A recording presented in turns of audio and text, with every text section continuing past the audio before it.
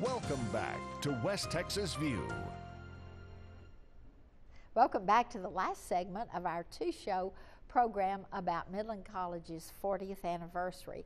And we looked at the history during the first part, and we've looked at some of the celebration activities. And this time we're going to look at a few more things and then end with the vision that we have for Midland College for the future. You never have a birthday without looking backward and looking forward. So before we start, we did talk about the Davidson's lecture series. That's correct. We talked about the Phyllis and Bob Cowan Performing Arts series, and we have Lyle Lovett coming on September 1st. And then on October 6th, we have the Chinese Circus. The National Circus of China is coming on October 6th. So that's something else that we have to look forward to. But in addition to our Performing Arts series, we also have a lecture series, the Davidson Distinguished Lecture Series. And on September 20th, Doris Kearns Goodwin, who is a presidential historian, has written several books, is coming. And tickets are not required for that event. It starts at 7:30 on September 20th, and it should be great. She's one of my favorite writers and speakers, and I've read lots of her books, and it's just absolutely wonderful. So she does commentary on TV a lot. Yes, I'm really looking forward to that. And in the last segment, we were talking about our fine arts program and all the good things that we do with our fine arts.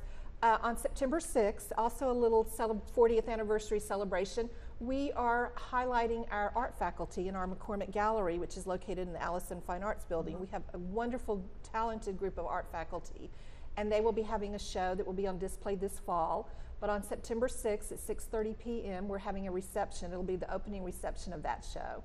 And so we hope that everyone in the community will come and visit with the art faculty and get to see some of the wonderful work that they have done. Ah, good. And I would like to emphasize something about our Performing Arts series and the Davidson Distinguished Lecture Series. These are free to the community. I know.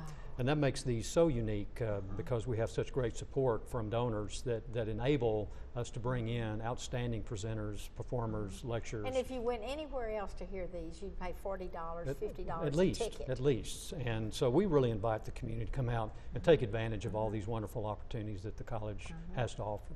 Yeah, that's a great point. You know, one of the things that I know that you do is you work really closely with other community colleges, particularly in this area, but across the whole state. And I know that a lot of them look to you for your leadership within that group of presidents. And I'd like for you to talk a little bit about the vision of what you have for this campus and for this area in your education with Midland College. The vision is to continue to grow, obviously, and serve West Texas. You know, my vision for our campus on North Garfield is we will add some buildings. We're going to need some space for our new program, a relatively new program, Early College High School at Midland College. We're going to build a campus within a campus so that we can accommodate about 400 high school students who will be on our campus taking both high school and college classes. Are these honors programs? Or? This is a special high school to really reach out to first generation of college families and students. Okay. It's a recruiting effort to bring more students into the college environment who might not ever really think about that in their future. Not ever dream if they could. Exactly. So that's going to be a building that we'll have at some point. I think we will have additional residence halls as we see more residential students on campus. But I think one of the major changes that we're going to see in the next few years at Midland College is how technology is going to move us in a direction with more and more distance education. Yeah. You know, we've seen those enrollments continue to grow each semester, and more students are really wanting to be able to work and take classes when it's convenient for them, and so they can really enroll in any university or college in the world online, and so we have to be very competitive with what we offer and the quality of experience we have online.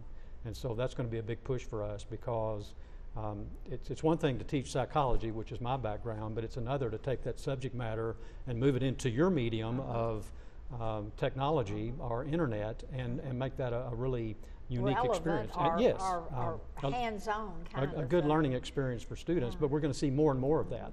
And the problem that you face is technology is changing so fast that it's difficult to even project how we're going to respond to all of this and how it's going to change the classroom.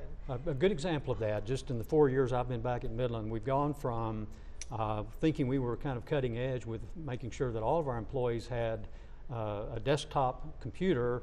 Well, that evolved very quickly to laptops so they could be at work or at Now they home with got their tablets. laptops. And now our students have iPods and iPads and Smartphones. smartphones and all of these devices that that we have to be able to accommodate where the next generation of students are coming from technologically. The schools that aren't afraid of this are the ones that can take advantage of something fabulous. It's just scary when you don't really know. It's expensive. It is very expensive. We joke about technology is the black hole of our budget. I know, that's true. So, but I think that's one of the big changes we'll see. While John was here, we should have talked about budget, didn't we? You know, one of the things that we've done is this year we have implemented an online catalog, where before our catalog was just paper and you flipped through it, and we had it on the internet, but it was just a PDF file on the internet. Well, now we actually have an interactive catalog that's on our website that the students don't want a book. They don't want to flip through a book. They want to be able to go to the website and click on a course description and pull up the course description. And I've noticed since we've implemented that, the students love it. Some of us that are over 40 we still want the book. We still want the book, but that's one thing that has really changed, but we have to do that. We have to keep up with our students, and we have to keep up with technology, and I think Midland College has done a really good job at that. Oh, I do too. And even though our faculty and staff, like I, have been here a long time, I think we're pretty hip. I think we're keeping up with things. Well, before we leave, we have to go back to the beginning and say a special thanks to the beginning Board of Trustees and to Al Langford. Definitely. And to that very early staff that you and Stan and some of the others were a part of, and talk about how if they hadn't laid the great foundation, we wouldn't be soaring up here in the clouds now. That's true, and certainly the community leaders at the time that really saw the need for a community college in Midland and went to work for the fought went so for the state hard legislature. with the legislature to get this college. And Al Langford was the exact right first president for Midland College, because he was just a dynamo, and so it's just been a great privilege for me to kind of walk in those footsteps and continue their vision and their values. And next 40 years are going to be as good as the first 40. I agree with that completely.